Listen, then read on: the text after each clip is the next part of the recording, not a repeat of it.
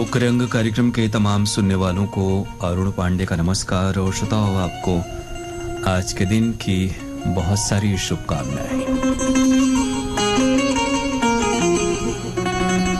रिमझिम फुहारों का मौसम और ये प्रोग्राम आप जानते हैं आपके द्वारा भेजे जाने वाले व्हाट्सएप संदेशों पर आधारित होता है। कार्यक्रम में शामिल कलाकारों के नाम हम आपको बता रहे हैं और उन्हीं कलाकारों के लोकगीत की फरमाइश आपको भेजनी है। आज इस कार्यक्रम में शामिल कलाकार हैं डॉक्टर मन्नू यादव, पारसनाथ यादव और एक लोकगीत समवेत स्वर में। डॉक्टर मन्नू यादव, समूह स्वर और पारसनाथ यादव।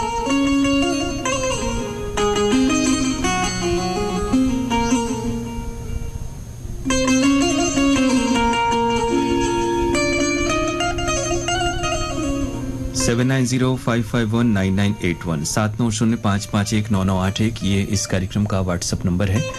हालांकि हमारे बहुत सारे श्रोता इस कार्यक्रम का नंबर जानते हैं और निरंतर उनके संदेश आते रहते हैं। इस कार्यक्रम में हम जब कलाकारों के नाम बताते हैं या फिर मंगलवार और शुक्रवार को फिल्मों के नाम, तो उसके बाद जो संदेश आते हैं उन फिल्मों या कलाकारों से उन्हें हम शामिल करते हैं। डॉक्टर मन्नू यादव, समवेत स्वर और पारसनाथ यादव और साथ ही ये आज इस कार्यक्रम में शामिल कलाकार हैं और बहुत सारी फरमाइशें यकीन मानिए आपकी आ चुकी हैं जो इस बात की तसल्ली दिलाती हैं कि आप हमारे कार्यक्रम का इंतजार करते रहते हैं। इसके लिए खास तौर से शुक्रिया आपका। और अब आइए आपकी ही फरमाइशों से इस प्रोग्राम का आगाज कर रहे हैं। ये पहली पेशकश है चौमासा, डॉक्टर मन्नू यादव और साथियों के स्वरों में। फरमाइशें इस लोकगीत के बाद।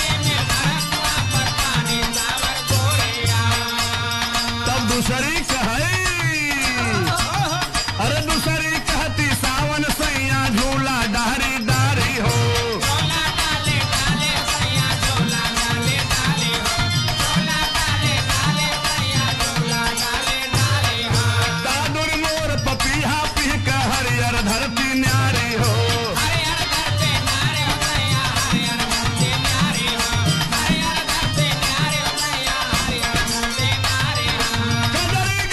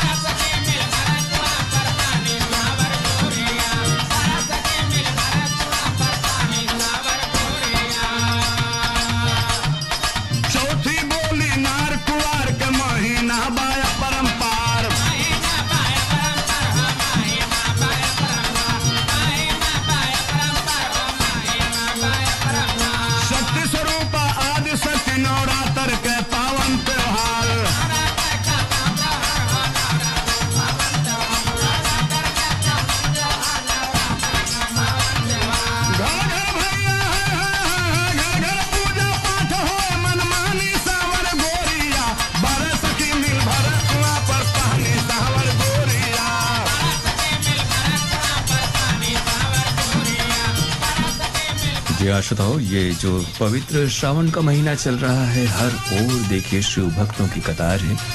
और इस मौके की आपको भी बहुत सारी शुभकामनाएं, प्रार्थना कि बाबा भोलेनाथ सभी का कल्याण करें, सभी को तरक्की और खुशियां दें। हमारे बनारस में तो कावड़ियों की भक्ति का एक तरह से पारावार है, और लेकिन पारावार इधर आपके संदेशों का भी है। इस चौमासा के लिए जिसे गाया था डॉक्टर मन्नू यादव और साथियों ने, फरमाइशें आप सबकी आई हैं।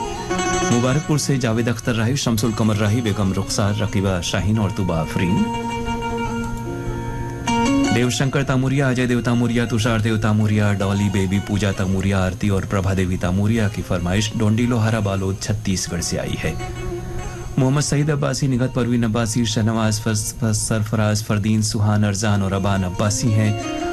ऊपरकोट मोहल्ला चखुंटी बुलंदशहर के श्रोता गोवर्धन बिहारी कॉलोनी दिल्ली से हैं। तुलसी मस्कीन, बीना मस्कीन, आशीष राजा और साथ में चंडीगढ़ से राहुल खुर्राना, रचिता खुर्राना और केशु खुर्राना। दीपेश वर्मा, पूनम वर्मा, ज्योति और शिवांश वर्मा पीपरलोड सरगांव के श्रोता हैं।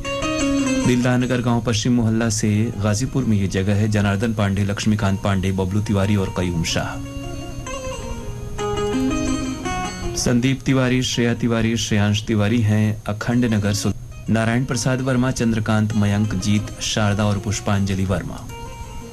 कमल बालूजा, मधु बालूजा, सागर बालूजा, उमंग मलिक, आकांक्षा मलिक और माही मलिक हैं मजनू कटीला दिल्ली से। कोमल सेन, तोशन सेन, विनायक सेन, सोंगा धमतरी छत्तीसगढ़ के श्रोता हैं। ये फरमाइश है भोलानाथ प्रजापति, दीनानाथ प्रजापति, दिशा प्रजापति, संजय प्रजापति, निखिल प्रजापति की फत्तुपुर गौरी शंकर जौनपुर से आई हुई। परवेज अहमद और फागू सोनकर हमें सुन रहे हैं शुकुलपुरा वाराणसी से। साथ में है मीरती यादव, ग्राम भट्टी, पोस्ट सकलडीहा चंदौली से। सुरेंद्र पाठक, पटखौली जौनपुर से आपका स्वागत है। कार्यक्रम में जुड़े हैं सिद्धार्थनगर दरियापुर से गजानन येले, नवदीप येले, विश्वदीप येले और अशोक येले। मुकेश कासलेकर, दिनकर कासलेकर हमारे श्रोता हैं अमरावती महाराष्ट्र के।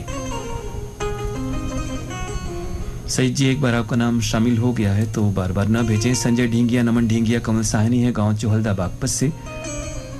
छत्तीसगढ़ हसदा नंबर 2 से कमलेश साहू, जितेंद्र साहू और पायल साहू। सुनील यादव, शिव कुमार यादव, बेबी तनिष्का यादव, नौबत यादव, पीपल नीम चौक, अमोड़ा केशकाल के हमारे श्रोता। कौशल जायसवाल, अतुल जायसवाल, शशिंदर पाल, मीरा पाल, मछली शहर जौनपुर बरईपुर से। ये फरमाइश है भोपालगढ़ राजस्थान से धर्मेंद्र छिपा, कपिल छिपा, ईशान छिपा और पूजा परिहार की आई हुई। बड़े इरादों का घर है बनाना, तो बाबू रवि किशन से ये किस्सा सुन के जाना। रवि भैया शहर में मेहनत करके गांव में अपना घर बनवा रहे हैं और लोग बातें बना रहे हैं। कैसन बात बिरजू? यही कि घर बनाने की जिम्मेदारी पिताजी पे डाल हम शहर पुर हो जाएंगे। पुर तो लोग होंगे तुम्हारा ये घर देखकर, जिसे अल्ट्राटेक से बनवा कर तुम अपनी जिम्मेदारी बखूबी निभा रहे हो। सही बोले भैया। घर एक मौका एक, इसीलिए सीमेंट भी देश का नंबर 1 अल्ट्राटेक। उपभोक्ताओं तक पहुंचने का सुलभ और सस्ता माध्यम है आकाशवाणी। आकाशवाणी के विभिन्न केंद्रों से कीजिए अपने उत्पादों और सेवाओं का प्रचार विज्ञापनों के माध्यम से। लोकल और राष्ट्रीय स्तर पर कीजिए अपने बिजनेस का विस्तार, क्योंकि आकाशवाणी में विज्ञापन बुकिंग हुई बहुत ही आसान। अब घर, दफ्तर या दुकान पर बैठे बैठे आप कर सकते हैं विज्ञापनों की बुकिंग। डायल कीजिए 054-222-7658। नंबर एक बार फिर नोट करें, 054-222-7658।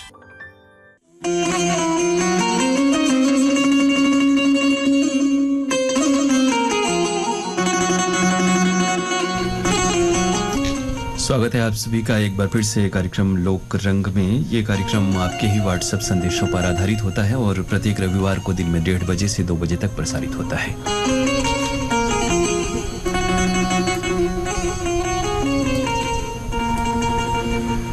कार्यक्रम की अगली पेशकश ये कजरी है समवेत स्वर में, और बहुत सारी फरमाइशें हमारे पास हैं इस कजरी के लिए।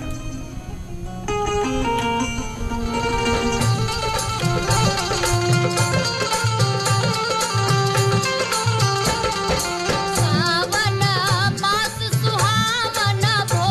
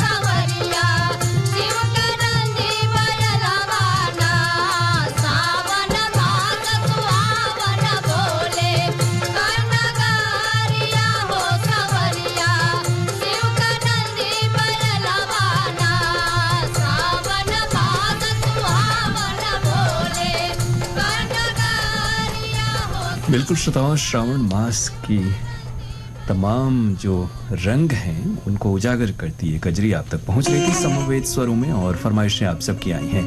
पहाड़ी अशोक विहार कॉलोनी फेज 2 वाराणसी से अनिल गुप्ता गौंड, रमा गुप्ता गौंड, अंकुश कुमार गुप्ता और पूजा गुप्ता गौंड, जय हरि हमारी ओर से भी आपको।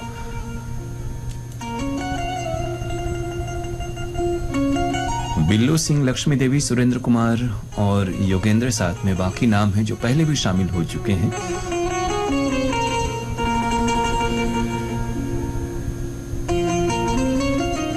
लोको कॉलोनी लोहारू हरियाणा से। आप जब भी नाम लिखें तो जगह का नाम और अपना नाम साफ साफ लिखें। बाकी जो वाक्य लिखते हैं तो नाम ढूंढने में इसमें थोड़ा सा वक्त ही जाया होता है। गमरिया जमशेदपुर से व्हाट्सएप संदेश आया है। रोहन जायसवाल और आर्य जायसवाल का बबरी बाजार चंदौली से हैं। विजय सरोज जायसवाल, रामनगर कदमा जमशेदपुर से मुराहू और देवंती जायसवाल, चकिया बाजार चंदौली से सुंदर और सुमन जायसवाल। चकपुटही पोस्ट असनाव बाजार भदोई के श्रोता हैं गिरधारी लाल यादव, नागेंद्र कुमार, जितेंद्र कुमार और वीरेंद्र कुमार यादव। पद्मा टॉकीज नेपानगर से सुदर्शन शाह, पल्लवी शाह, प्रखर, कुशल, नीति, सुरभि और अश्विन शाह।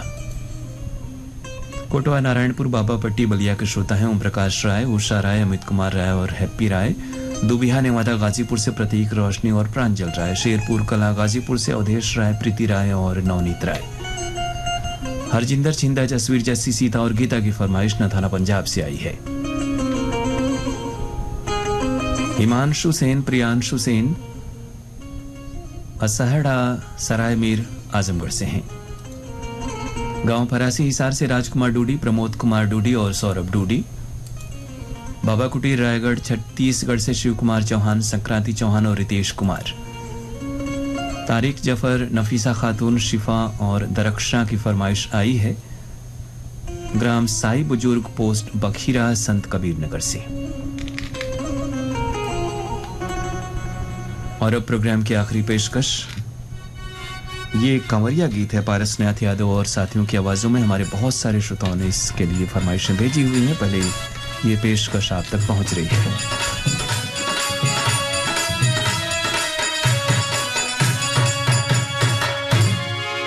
जयकारा कंवरिया का गूंजत बहार दम, अरे केहू का हार हार, केहू का है बाम्बा।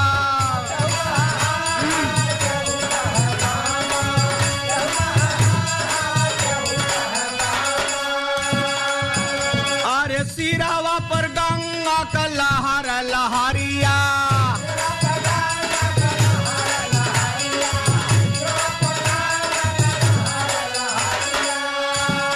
गरवा में साफन का झूम कतारिया।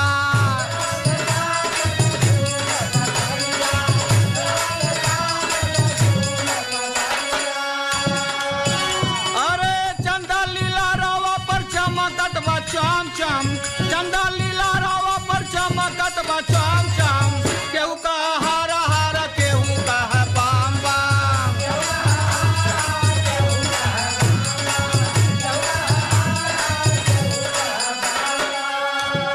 बूढ़ावा बोयल बाट जे कर सवरिया,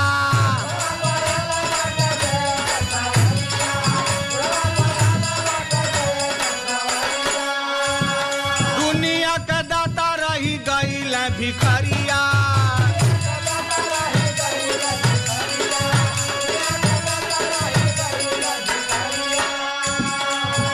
अब तीसरी नजरिया के खोला ल काम कम, तीसरी नजरिया के खोला ल काम कम। कोई का हार हार, कोई का है बाम बाम।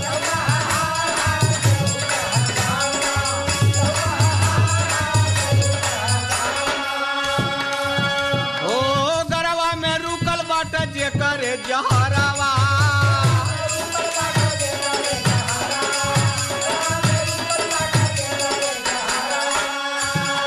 जुलुमी त्रिशूल करयरी का संहारावा।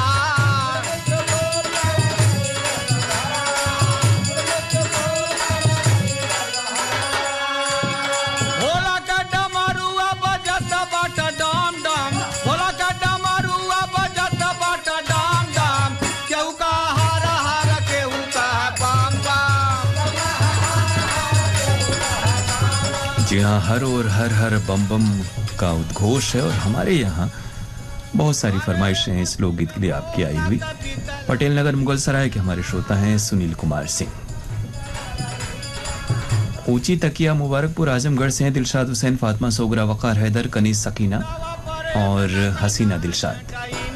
ताज मोहम्मद अंसारी, गुलाम साबिर राही, महराज जहां हैं, आजाद नगर लक्सर हरिद्वार के श्रोता संतोष कुमार राव, भारती राव और बेलाबाई सिंह उमरिया मध्य प्रदेश से।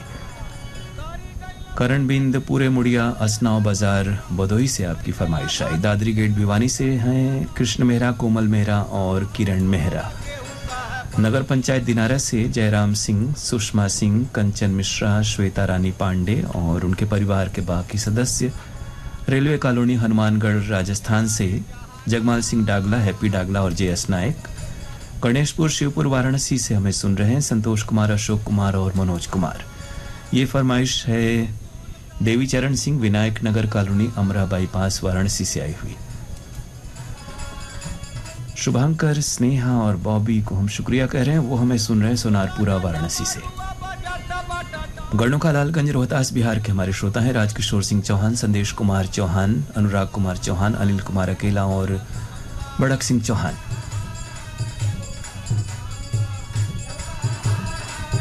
राजकिशोर जी, आपके बेहतर स्वास्थ्य के लिए बहुत सारी शुभकामनाएं। जुड़े रहें हमारी ओर से और हमारी प्रार्थना आप सभी स्वस्थ प्रसन्न रहें। मोहम्मद यासीन अनजान, साइमा नवाज हैं दादा बाबू रोड, गिरिडीह झारखंड से।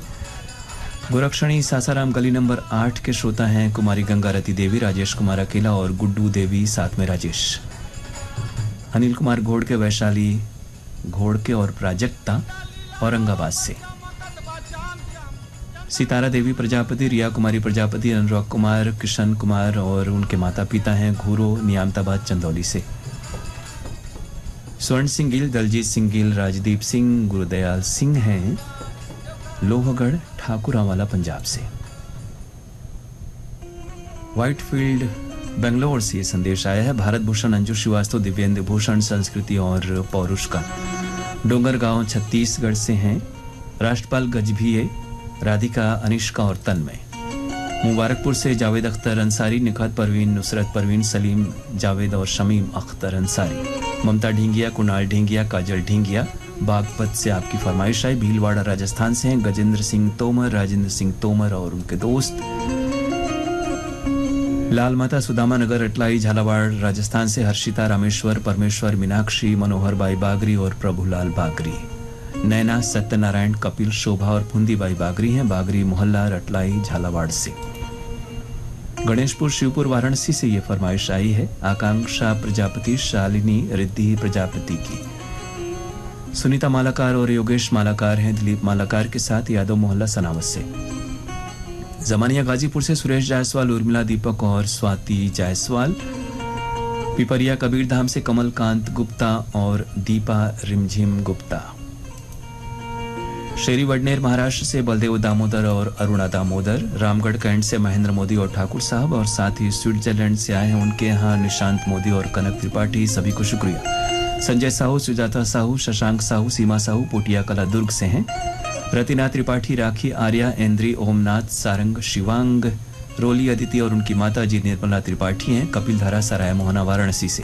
सारिनपुर बक्सर से राजेश डी अंसारी, आसमा खातून अंसारी, आफ्ताब अंसारी और मेहताब अंसारी। तो आप सभी को बहुत बहुत शुक्रिया प्रोग्राम में अपने संदेश भेजने के लिए। और अब आज का ये कार्यक्रम यानी लोकरंग समाप्त करने की अपने दोस्त अरुण पांडे को इजाजत दीजिए। नमस्कार।